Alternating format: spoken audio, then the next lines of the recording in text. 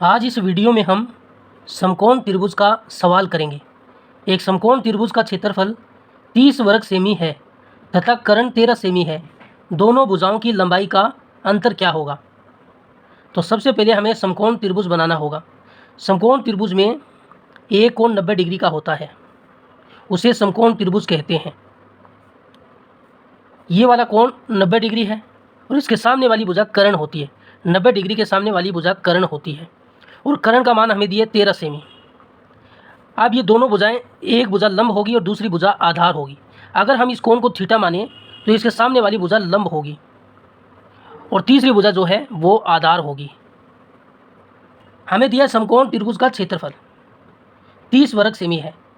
तो हम जानते हैं त्रिभुज का क्षेत्रफल क्या होता है।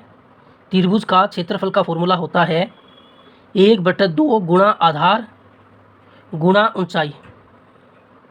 1/2 आधार का मान कितना है हमें नहीं पता, तो आधार को हम x मान लेते हैं गुणा x, और ये समकोण त्रिभुज की ऊंचाई होती है।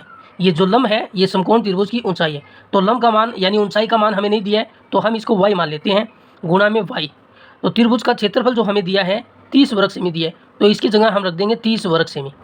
ये दो भाग में उधर जाएगा तो गुणा में होगा, तो x y का मान क्या होगा, 30 का 2 से गुणा करेंगे 60।